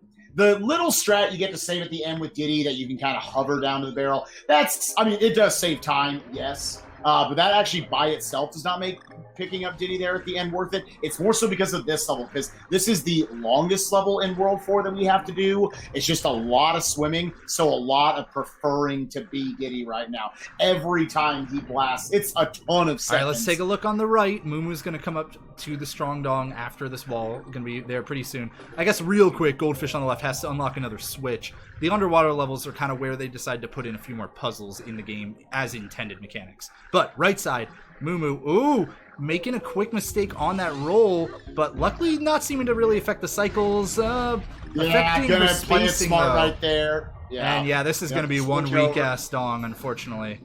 Yeah, the dog. Having to wait. If you're waiting on these barrels, that's how you know it wasn't good. That's unfortunate, but you know what? She's alive. And luckily, it does right. not matter. Unfortunately. More so than losing Cranky right there. And then taking the immediate hit with Diddy really needs to... Avoiding. Holy shit, all this stuff now has to jump down the barrel. Great job from MooMoo. That was a spaghetti fest and a half at the end, and that was scaring the shit out of me. But MooMoo does a great job of keeping her cool and managing to finish out that level strong. Now Goldfish has been moving through this water level the entire time. He's been making all the cycles that he needed to make, I believe, because he actually needs to take a lot of intentional damage boosts throughout this level, and that's why not only was it important to take those damage boosts for speed, but also to hit the right cycles of the Diddy Kong barrels throughout the level in order to refill his heart so he could take more damage boosts for speed later on. Yeah, well, Goldfish just not giving, I mean, a couple of opportunities, you know, he hasn't had great momentum conservation off the really, really high level strats in this game, like we had in 2-2, the Randy level, 3-3, Bitch NATO, MooMoo being able to pick up on some of those a little bit, but just a lot more slop all over the place, kind of what you would expect right now. Goldfish just a lot more familiar, again, just re-offered Tropical Freeze for SGDQ. Yeah, this is still looking great. This is still looking like a great D-Rust run by all means. Like, she'd still be kicking my ass. Yeah, right now. yeah, fantastic job from MooMoo to really show off her proficiency in this game in such a quick fashion. Even getting to that Diddy barrel on cycle, very nice. A little close. Now Goldfish into the fastest boss, and I believe the fastest level as well in the entire run. This is Fugu, and you actually skip every phase by taking intentional damage hits right here while swinging at the boss with Cranky. And unfortunately, Goldfish going to lose Cranky there. Yeah. Going to have to do phase 3 the backup way. It's a little awkward with this positioning right here. He's going to just line it up, let it hit it back. He should have enough iframes when he's got to hope for the 99% heart drops. Okay. When you have 1 health, it, like, literally over 99% of the time will spit out a heart for you whenever you take a hit. But every once in a while, you won't get it, and then you just die right there, and you cry, and it sucks. Cranky is what allows for us to get those early cycle, or to get those hits, kind of the way, it's very specific how you want to hit it to, like, knock it back into the center of the wall, so it turns back around instantly. Yeah, well executed there by Goldfish. It is hard to keep Cranky out of there. It's very, very difficult. That was very close to being a huge chance for MooMoo, but Goldfish keeping his cool, manages to finish it out well. We like to talk about, everybody's favorite levels throughout the run. I'm going to call Fugu Newbie's least favorite level. Even if it's not, it should be. Because we got to give him a little bit of shit every time. I love how he died there at SGDQ in the relay. I was just like, classic, dude. To really show, like, yeah, that boss is kind of rough for him. Goldfish might look scary at the moment because he's on 1 health, but that barrel right there is exactly where he wanted to be in the cycle. You do want to take Dixie at that barrel. Now, MooMoo with a nice swag strat to hop into the water and then switch to Cranky. Gonna take her attempt at Fugu here, see if she can maybe save a little bit of time in phase 3. Oh, but... Oh, okay. Oh, what? Lost the heart, yeah. Oh, still on. Yeah, no, she grabbed the heart but took the damage right after, so she's going to lose Cranky now.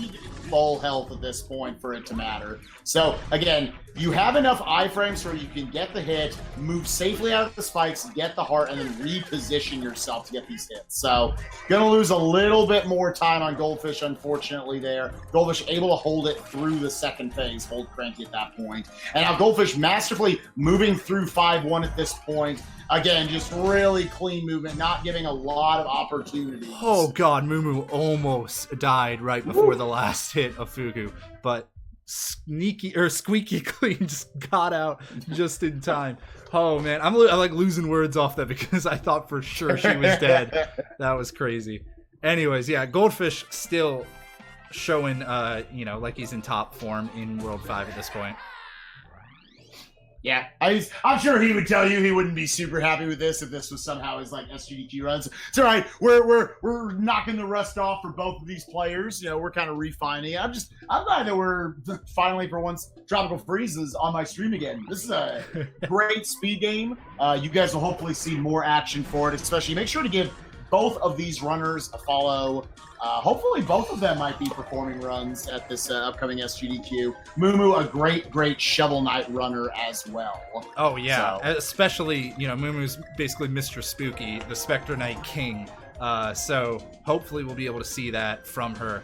I say Spectre Knight King, but Get great. It all kind of runs together. All right, so moving here again, grabbing onto Dixie.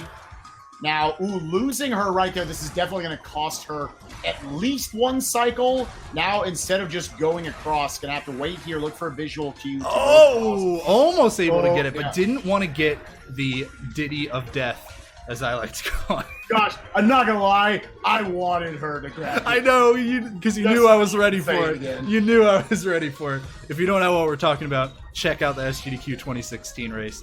Anyways, yeah, so this is the kind of interesting thing to note here while we got Goldfish in an auto-scroller, MooMoo finishing up 5-1, is that this world is where the game really starts to reduce the number of checkpoints that you get throughout the levels, you know, really space them out a lot more. So this in World 6 is where one death can really start swinging things in, you know, the opponent's favor. Yeah, MooMoo looking great here throughout this second half. Had that little bit of sloth to get up to the cranky barrel, but after that, execute the level very well. And again, that's only about 3 seconds, so yeah, not too bad in the grand scheme of things. So, again, moving throughout here, this is kind of our second of our 3 rocket barrel levels. And the thing we don't really bring, the reason why we're not talking too much during it, these, unlike the minecart levels where they do have those minor optimizations throughout, these have almost no optimization. As soon as your barrel blasts off, you're kind of locked into your progression. There's no, like, if you go perfectly straight, you're somehow going across the screen faster or anything. Yeah, there was an attempt to make this entire level done blind in order to save just maybe a second or so at the beginning of the level, but unfortunately it didn't pan out. Goldfish taking, well, still only one hop and not jumping up on the higher ledge. I'm actually surprised you could get, I guess, just with the timing of it. It's losing frames right there. We're trying to make shit up. That level's boring. All right, we're getting out of it. We're moving on to a level that I think has some really underrated music right here. Going into 5-3, I forget the name of the level, like Juicy Juice or something. Juicy Juice. Juice Factory, the Juicinator, Fruit Factory, that's right. Fruity Factory. Gosh, you come to me for lore, ladies and gentlemen. I was waiting for you to say Juicy Fruit like it was a fucking chewing gum level. I named the box juice. Anyways, moving into the level. Yeah, right at the beginning. This is going to be another level, kind of one of the few levels. It's kind of interesting from like a historical standpoint with individual levels. For the most part, you can actually pick your Kong that you want to use at the beginning if you wanted to go for like a time attack, world record or anything on one of the individual levels. For the most part, people just set up like, okay, I want specifically Diddy or Dixie or Cranky in this level. This is one of the few levels where for, at least for a while, I think still, the preferred method is to leave it on default where the barrels rotate because we use both Cranky and Dixie in this level. You got to see her utilized here near the end. Ooh, Goldfish missing a hop and having to dodge the fire arrow and not quite able to do it successfully. Dies and is going to get sent back to the previous checkpoint, which is all the way before that barrel. That's actually a pretty costly death. That's not going to obviously, I mean, MooMoo's still making her way through 5-2. Going to need a few more of those. But, I mean, on top of the fact that costs a lot of time, now has to do this whole section with solo DK until the next barrel, and that makes it very easy to potentially take a rapid second death. Luckily, Goldfish not having issues so far. But there we go, next checkpoint, but has still not managed to get to the next barrel yet, and is going to have to wait for this one to turn all the way to Cranky, pick it up slowly, and proceed on his way. Yeah, that's definitely one of those, I would say. Goldfish doesn't have backup strats in mind. At that point, you're just kind of going. That was a very odd death for him to take right there, one I've never seen him take, so there's only so much you know how to do. He almost saved it. It was so close. Moving up here, I love that little pogo off that little bit of spot on the ground to get up past those couple platforms and swap over to Dixie. Jump. Barely getting over that last. And fuck the devs for that little like pull of the barrel. Like what a huge troll. Oh man, I do love it actually. In all seriousness, because I laughed so fucking hard when that happened. Like the first time I played this game. But, oh no! It was like, oh god damn it, screw you. Anyways, as you could hear, the barrel spawns off screen, so Goldfish knew exactly when to jump off of the platform at its highest point and hit the barrel right as it's coming on the screen. So Small death, or not small death, a death there from Goldfish. That's giving MooMoo an opportunity to catch up a huge chunk of the lead that Goldfish has built. But MooMoo already taken a hit. Yeah, I had to stop and grab that barrel again. Quick back up there, though. It is, but I wonder if that's going to affect her cycles later on in the level. We'll see when she gets up to it. That second damage boost was actually intentional, though. Getting that O, hell yeah.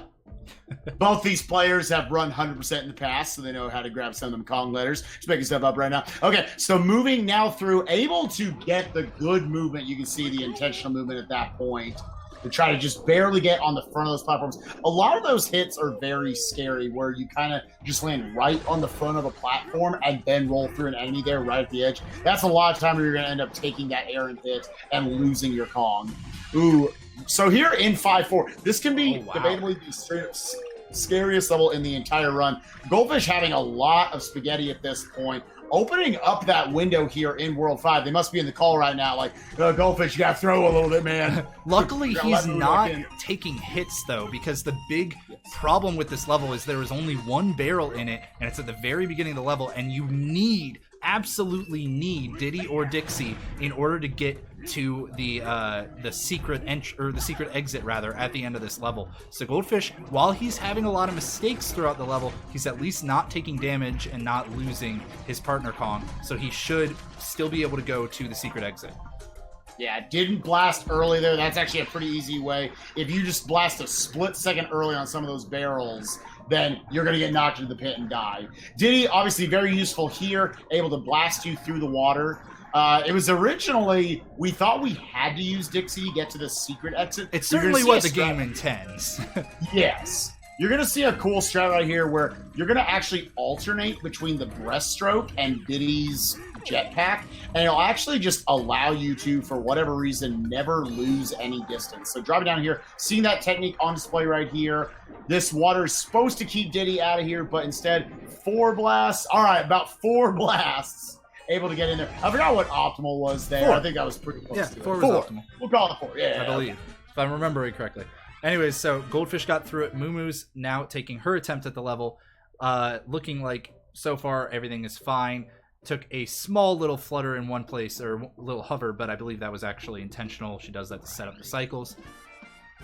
So far looking better in this level than Goldfish was. Yeah, definitely. Goldfish took a couple of dives into the water. Again, never got scary. Never would have been something I think would have caused the player to tilt.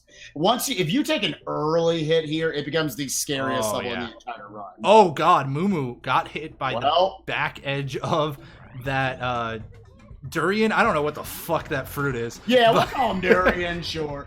But, man, so now she's sitting on 1 health, and you do normally take, or at least, are ready to take an intentional damage boost near the end of this level. But this is the real scary part. Having to get through this entire swimming section without taking a single hit. I know Goldfish is ahead and in a level and you're hearing his music, but let's take a look at MooMoo's screen on the right for now. Because this is a big one. This would be a gigantic death if something were to happen. Or even not a death, but just a losing Diddy. Even gets a nice fast cycle, though. Able to catch that platform, that jump off that moving platform before that, very scary. All right, so this is where she's having to wait because she couldn't take a damage boost, but is able to get to the secret exit, so she's going to make it out. 1 boost, 2 boosts, 3 boosts, and 4, and there we go.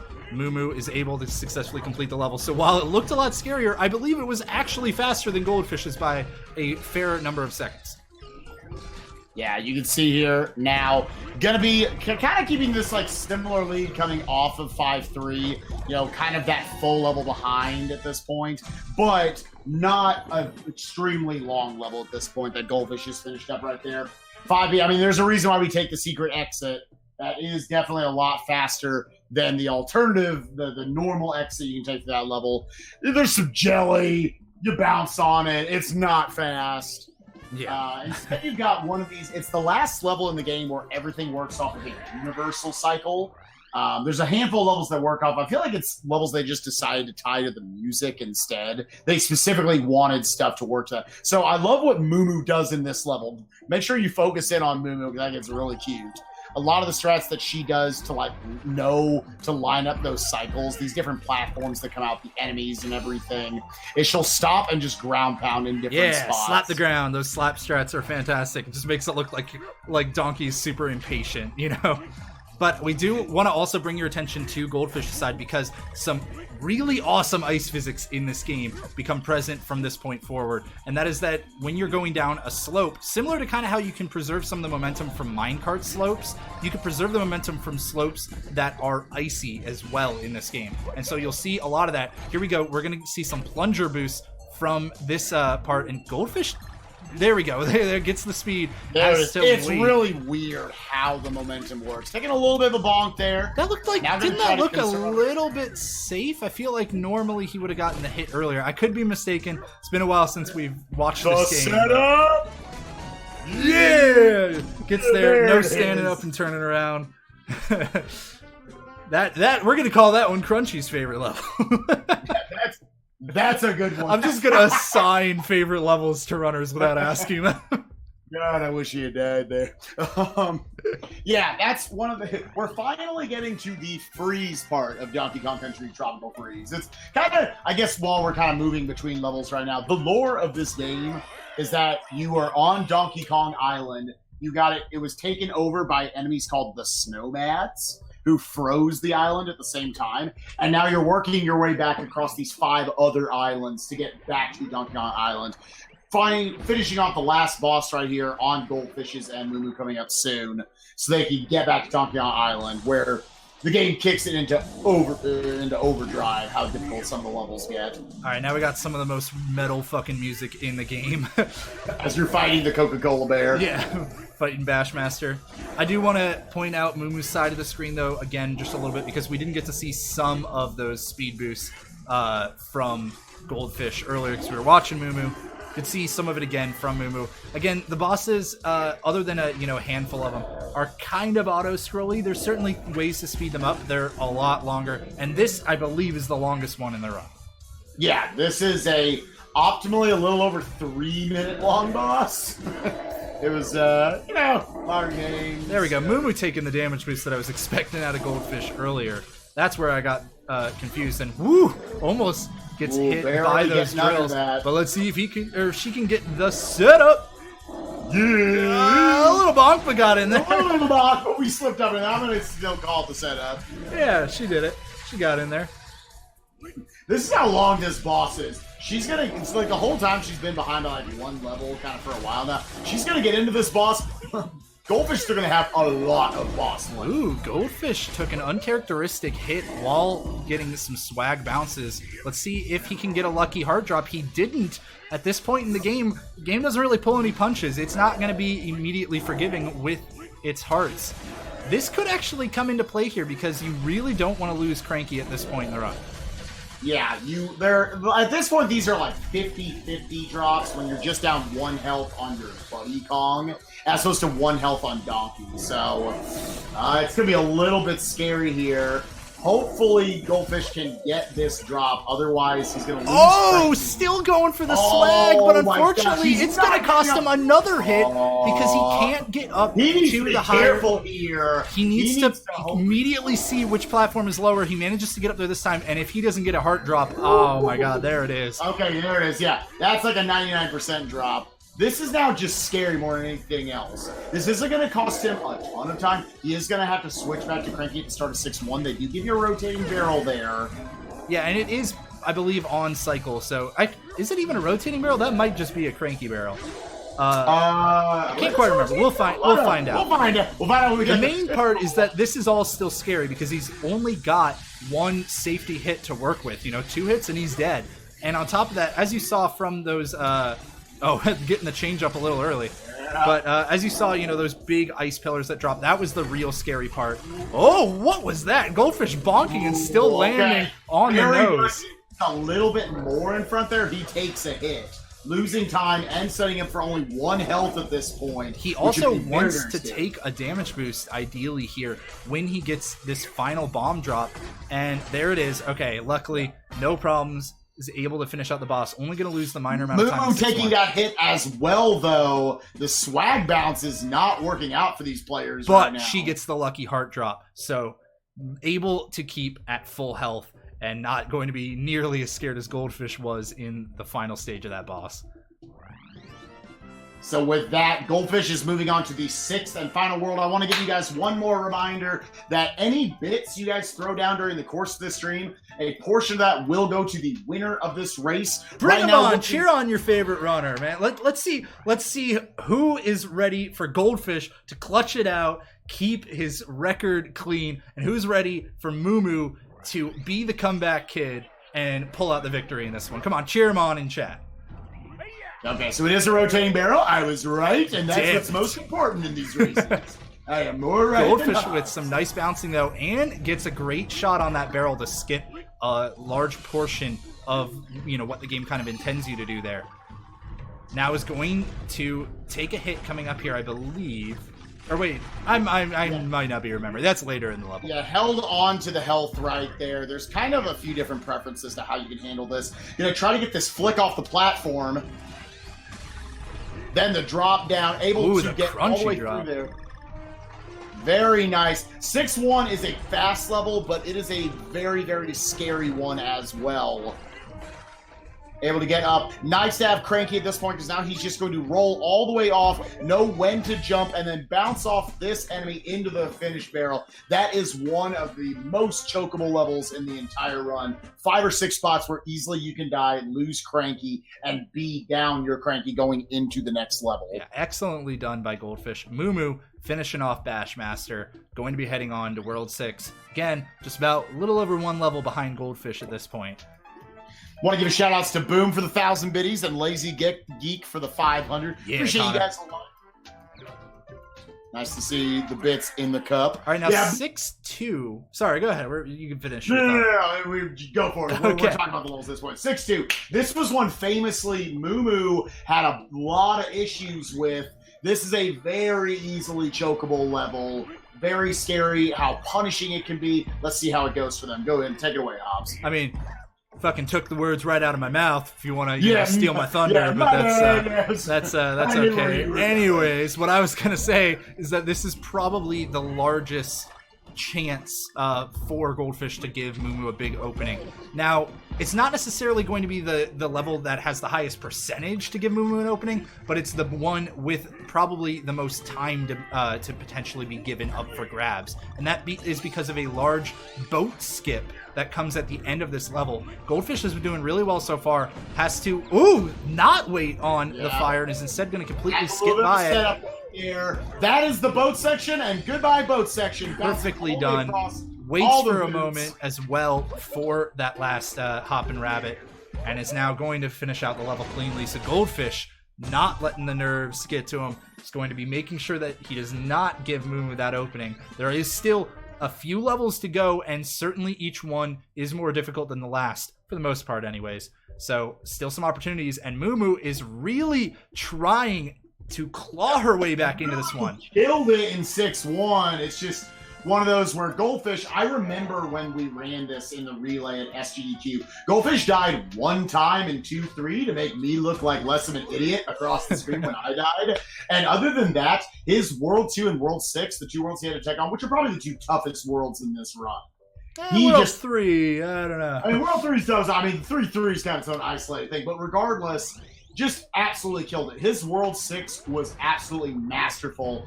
Same as we're seeing right now. Now going into 6-3, another very underrated track. Shouts to David Wise in this soundtrack. One of the best game soundtracks of all time. Hell yeah, dude. This game has so many qualities going for it. I'm kind of excited it's coming to Switch just so more people get to play it. Just so more than 12 total people who own the console will get to play 6 of which are speedrunners. Yeah.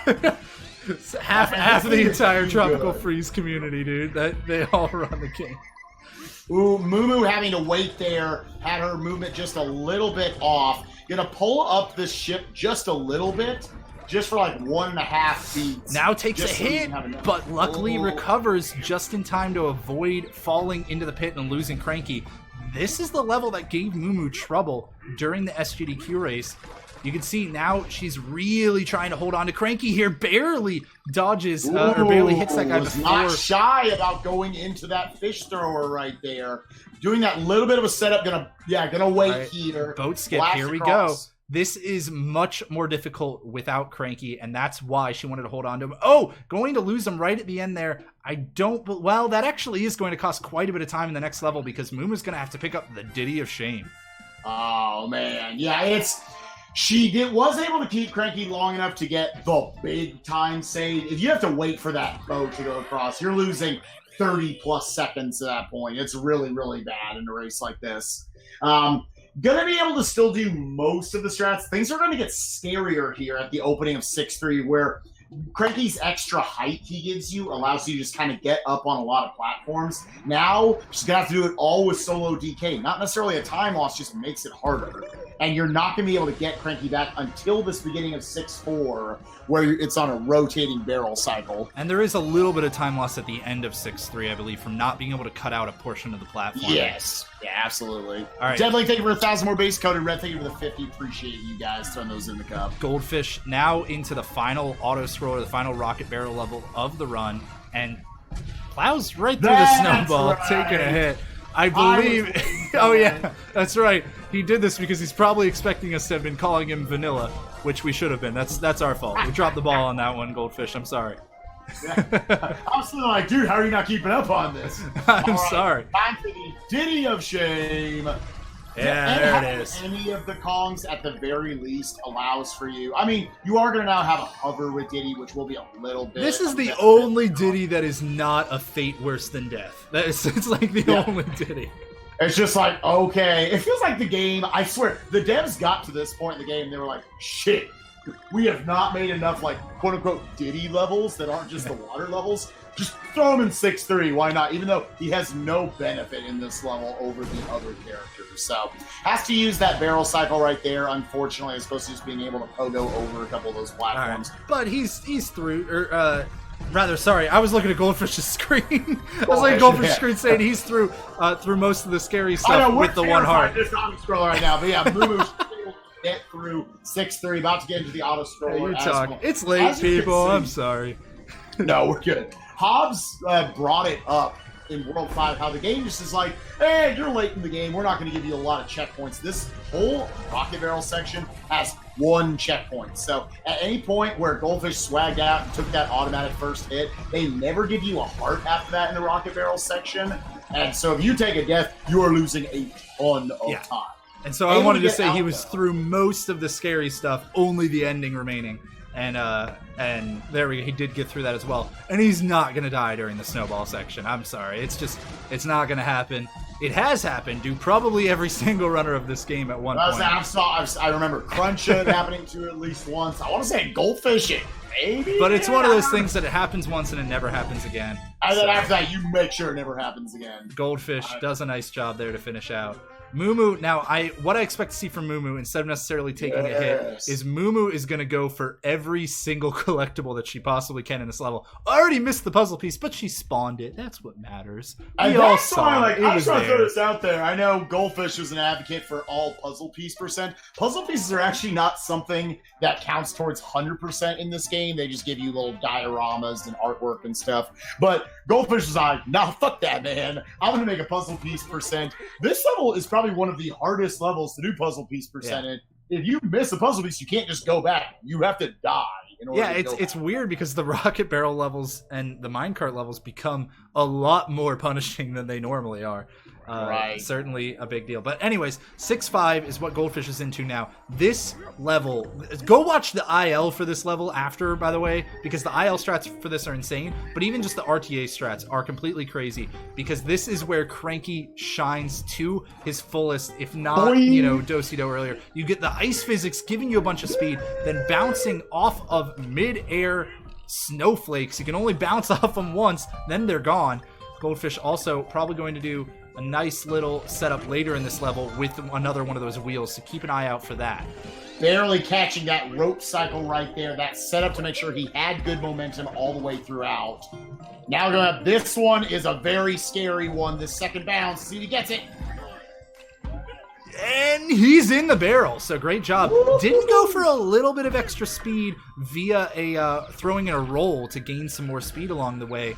But I wouldn't be surprised if maybe just a tiny bit playing it safe at the end here. All the way around, that sets it up to where you can go. Goes ahead and grabs the ceiling right there. A little bit of safety, and he opted out of it after seeing, not really liking but what he was still seeing. Bouncing off the snowflakes and all of the hoots. And, oh man, barely dodging the fish that large walrus was throwing. Now, intentional loss of Cranky here, and neat little setup, rolling around the entire wheel to jump into the gold barrel. That Cranky loss was fine because he's gonna go for. He could go for Cranky in the next level. He could also go for Dixie. The next level is actually one of the few Dixie levels in the run. It's the silhouette level. Oh, whoops! I'm getting You're thinking mixed up. of 6-7. Yeah, I'm thinking of 6-7. There are too many damn levels in this world. Yeah, this one, it's for anyone who's played DKC Returns. The kind of cool thing they did here is there are 8 worlds in DKC Returns. That game was overly bloated. It was still a great game. But there are 8 worlds. Each of these levels that they play represents a corresponding world in DKC Returns. So this one now going into the mountainside, this cliffside area. God, I love this art style. I mean, it's very obvious that you could tell given by the background of the stream right now, but this art style is so cool to me. Now, this opening is a bit different, as if he had a partner Kong, but Goldfish very used to losing his partner Kong at the end of 6-5. It's pretty much his intended way of doing it. And he will be able to grab Dixie on cycle there. Even got there a little early. Had to wait a little bit, sandbag. All right, MooMoo up here on these really sexy pogo strats. Able to nail the first one, very nice. I did notice Goldfish didn't go for the underneath strat there off the snowflake. Neither did MooMoo. It's really nice, all these different wheel strats, how just kind of running around them once allows you to set up to catch these different cycles. Really good setups. All right, Goldfish is going over scary immediate death pits, but I want to see if MooMoo goes for the extra little roll here. Let's take a look. No, opting not to roll there. It is very, very difficult to get that. So into the barrel, though, very well executed. So he doesn't elect for, saves the damage boost strat till right there. Again, going to run around this wheel, which is going to set you up to roll off of it. And didn't grab the ceiling right there, so just like a very minor amount of time at this point. Again, MooMoo, this is one of her levels. She's put a ton of time into this. That's one of the best IL times. Nice to see her executing it so well. Going into the final section right here, again, we're going to be losing Cranky, going around the wheel one time, rolling off of the edge of it and into the barrel. 6-5, one of the most difficult levels in the entire run, and that was masterful execution by both of these players. Very, very nice. That was fantastic. Certainly couldn't have hoped for anything better. And Goldfish had a nice little barrel strat at the end, too. We kind of glossed over it because, I mean, it's one of those things that looks really impressive because you just walk off screen and then somehow are not dead. But all you had to do was hold right. And we'll see it coming up from MooMoo at the end of the level as well. But now here's 6-7. This is where the runners have a choice between Dixie or Cranky. They actually are about the same speed in this level. However, Cranky will save you just a fraction of time in the next level from not having to pick him up. Yeah, it's one of those. Dixie definitely makes the level easier just because of her hover ability to, set things up a little better. You're not on as tight at time crunches or anything. There's even a strat you can go for. You can use Kong Pao, a mechanic in this game that normally in a speedrun you're never going to see. We'll see if Goldfish gets this puzzle piece. Gets the swag puzzle piece. Now here's where we see, does he go for Cranky? He is. He's going for Cranky, so he's swagging out all the way. This could potentially be his demise, but I don't expect it to be. We'll see here now. As you can see, so much electricity everywhere here, and everything is so precisely timed. Takes one hit. That's going to affect him throughout the rest of this level, and oh man, he barely dodges the laser electricity thingies, and is now having to be very careful not to lose Cranky. Oh my god. Now he is supposed to set up to take a damage boost later. Probably, I'm not sure how he backs this up. I've never done the Cranky stuff. We'll see if he opts for the damage boost and just losing Cranky. This is where it would happen. No, he's going to wait. And no, actually, he is going for the damage boost. Okay, there we go. He loses Cranky intentionally there instead of, just waiting it out and having to wait through a lot of cycles. He's going to take one more hit on the way to the gold barrel at the end. So great job from Goldfish. Real fast on the right side. MooMoo is coming up to the hold right strats in just a moment. So what you might have seen on Goldfish's end, MooMoo's going to hold right, walk off screen, and fall presumably to her death, but instead into a barrel, skipping the entire final section there. Great job for MooMoo as well. But man, that was scary at the end for Goldfish, and he didn't even get the time save from Cranky because he's going to have to pick him up again at the beginning of 6-8. Yeah, that is how precise that is. That is one of the like highest level strats, I would say. If you like start learning this game, just do that level with Dixie for a while. Just don't even worry, it's such a minor time save. You're going to see here there is going to be a rotating barrel, this being the final normal level before we go into Frederick, the final boss of the game. It's going to have to wait on Cranky right here. This is the last Rambi level as well, so Cranky is just a must. Dixie's little hover is not, her hair is not as strong as Cranky's stick is, his cane is. So you can see, like, you have to specifically go through these targets on the wall to blast through the walls. So Cranky's pogo allows you to kind of line those up very well into where it just flows together so beautifully. As beautiful as a Rambi level can be. I know, we like to talk about the favorite and the least favorite levels. This is definitely Goldfish's least favorite level. Yeah, this level's a piece of Mainly ass. because it makes you go slow. It's so annoying. It makes you, like, you have to go fast for a while to get up to a point so you can wait. All right, right side. MooMoo also going for the Cranky barrel, so not letting Goldfish have all the fun. It's going to show that she still knows how to play this game. And MooMoo was famously, I believe, one of the ones that was really a large proponent for Cranky, on top of Cruncha as well, I think, was the other one. So, really, oh man, dodging the electricity just barely. Meanwhile, Goldfish having to wait more. Yep. That little bit of waiting she did, that already started the camera cycle of those moving platforms. So now that makes this much more Let's rough. take another look in case anybody missed it, because I was directing your attention back to the left. You can see on the replay, unfortunately, just barely missing that platform. So this is going to make it pretty rough right here. She's going to have to make sure she doesn't take any more damage. She can set it up there for basically the same strat as what Goldfish just used on your left side. Let's see if she's able to get it. Yep, barely catches that, takes the damage. Can't take the last goes for the safety heart. So. I never knew there was a heart there. What? I wonder if that's one of those 50%ers, but great job for MooMoo to know the backup, and she'll be getting into 6-8 soon. Now Goldfish already done with it. Ditching Rambi into the lava. I love it. Dunking him into the lava. You do need Rambi to go through a lava. You know, I haven't used enough of these. Let's watch that again. I want to see Rambi burn. Pogo, wham bam, thank you, ma'am. Just toss right into the fire. Love it. Loving it. All right, Goldfish moving on to the final boss. Yeah, we have got Frederick here. Again, another one of those bosses. It's one of those where, I mean, it's looking obviously pretty good for Goldfish right now to secure this one, but if he takes a late death on it, there's some scary points right at the end. All of a sudden, MooMoo and him are basically tied up. That's how long the boss is. All right, our VOD might get muted, but we're all gonna have to be okay with that. All right. All right, fuck it. Yeah. Just you'll thank me later. Let it happen. Anyways, Goldfish into Frederick, final boss. Yeah, again, like all the other bosses, we've got 9 hits here, 3 spread out over 3 phases. It's going to pick up one of these enemies. There's kind of, in addition to the 9 hits, I tried to do a little bit of manipulation. Normally the game wants you to kind of just wait for Frederick to stop moving in the background, but we are able to do it to kind of manipulate him one way. Now the actual hits, the damage dealing hits, kind of uses a setup, waits us in a specific spot, then just jumps straight up in the air and then pogos down. Cranky's cane extends your hitbox and your hurt box down just a little bit, so it makes that just a little bit faster. I love that you can't hear what's going on right now. Yeah, it's just whatever. For those who don't know, MooMoo loves playing this song during 6-8, and I agree. I think it's a fantastic way to end the run. It fits this level perfectly. So on the right side, pretty good. Yeah, MooMoo actually, that was a fancy little strat, saving a bit of time over Goldfish. So still not not letting herself be kept down.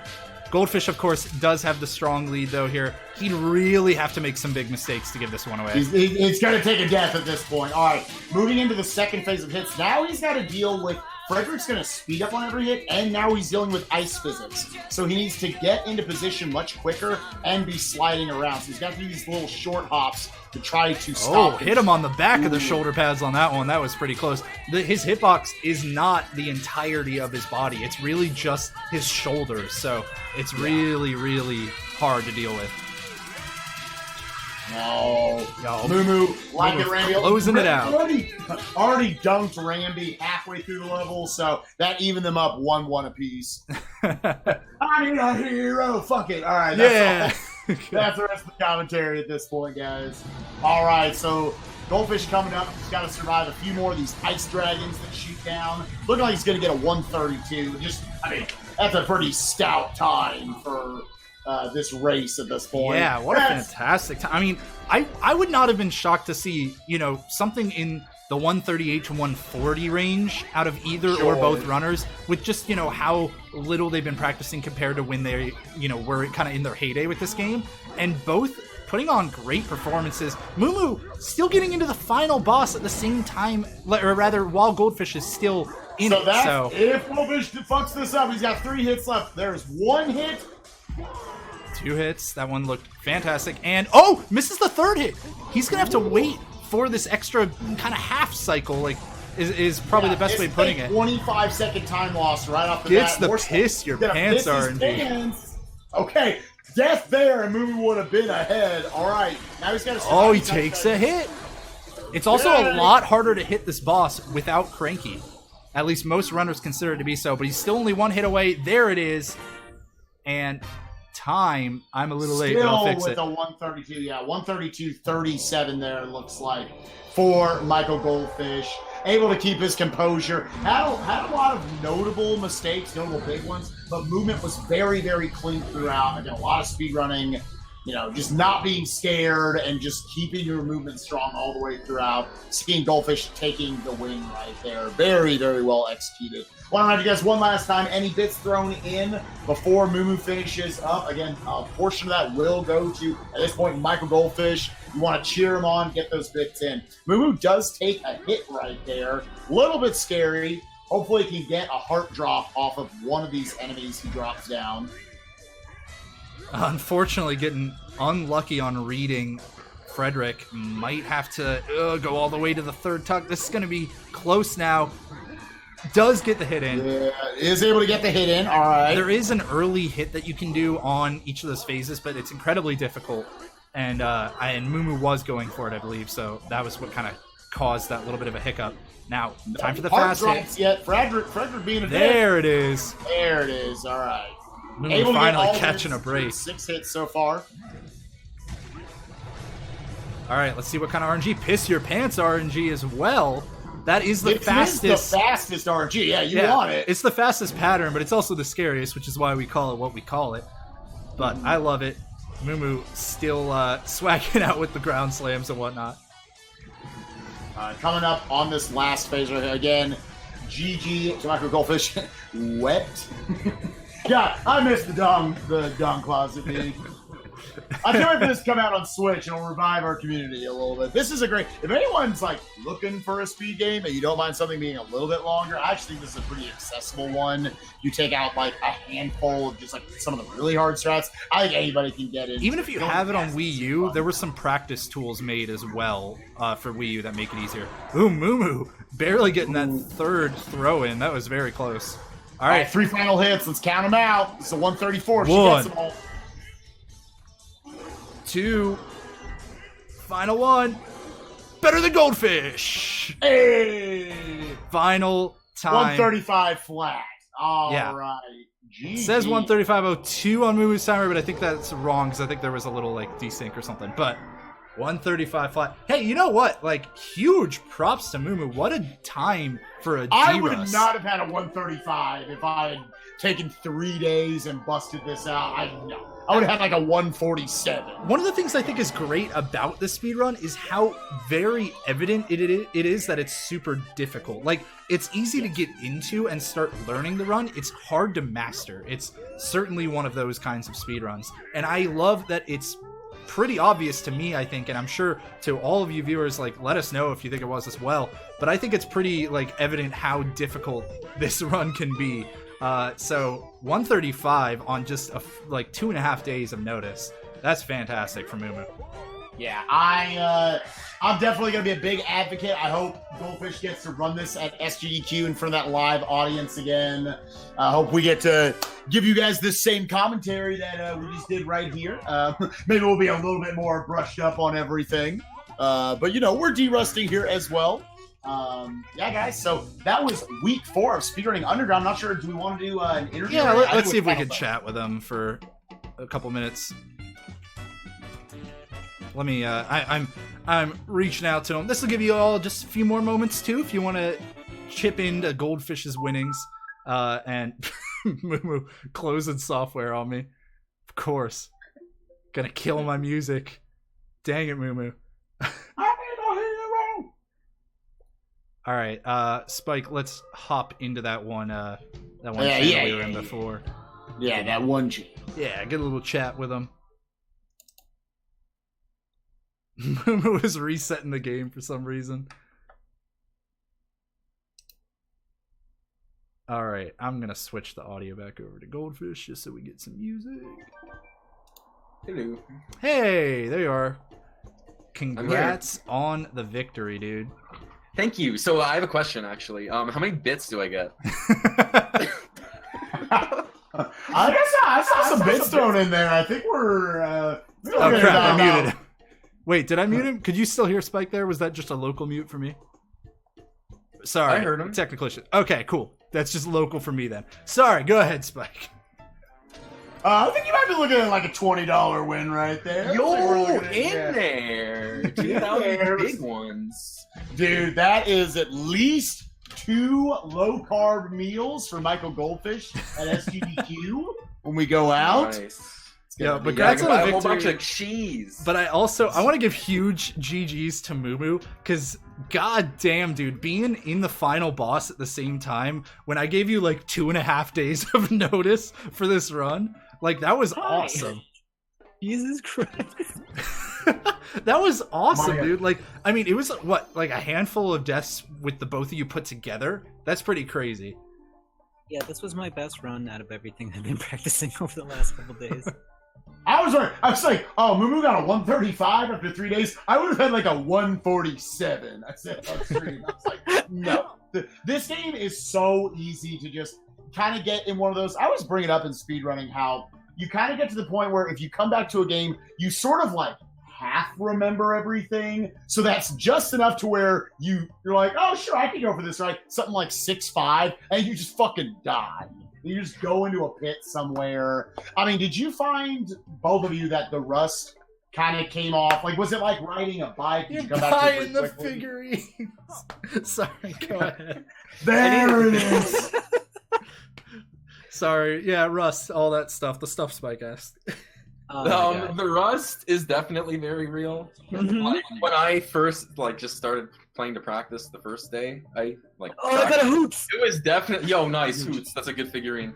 The rust was very real, and I was definitely screwing up things that I felt should have been easy. And it wasn't just like big tricks, like get all of 6-5 first try, but just like trying to make a normal jump in like I don't know 2-2 or something, and then Randy just falls into a pit, and you're just like, why the hell did that happen? Oh man, yeah. Yeah, rust is definitely an issue. Fucking MooMoo. Oh my god. So like, I want to take you back to 2-2 and 3-3 because 2-2 we were like fucking jumping, man. We were screaming because we were so excited. That was my biggest pop off of the whole race. The deepest that you can get into the Cave of Wonders, and then 3-3 just bitch NATO doing her work, God. Man. It was so close to being like a 15-second race again. That was crazy. Yeah, it licked me at the last second, and it pulled me. I was like, what? I thought you had it. It was so close. That freaking... AK joked about it in chat. I hope it's a real thing. Like, Retro was just somehow watching when we've done our GDQ runs. We're like, oh, let's just remove that fucking useless-ass tornado from the game. And it's not a problem anymore. God. Oh, that'd be cool.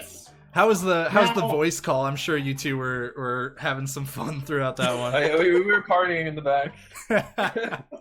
I was gonna say, did it feel more like kind of the band getting back together? You guys getting to do this? I know we are a very happy-go-lucky community, a little older community. Or was there any part of you, like, when both of you beefed it on 2-4, was there like, oh god, did it like get in your head at all, or was it just like it was all? You both died on 2-4. The beef got in my head when I first died while MooMoo was still playing well, and then MooMoo also beeped it, and then it was back to being chill. It was like, alright, we both suck. It was literally SGDQ all over again when we both died in 2-3. Like, it was just, as long as we both screw up, it's cool.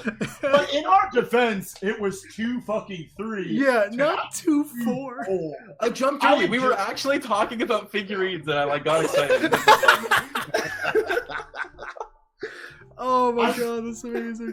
I had just got done telling the chat now 2-1-2-2-2-3. They well executed, but now they get to chill and just do 2-4. of course. And then I can slam into a wall. Oh my god. Yo, Spike, if you turn your camera back on in that in the link, I can switch us back. Oh, okay. Shoutouts to the one-hit ceilings that exist in 2-4. Oh my god, dude. You just jumped like a little too early in the puzzle ceiling. And he exploded. Oh, that was so funny. All right, well, oh man, that was a blast. Thanks guys for doing that, and especially for doing it so late and on such short notice for MooMoo, because damn, that was so fun. It felt like it was SGDQ 2016 again. Yeah.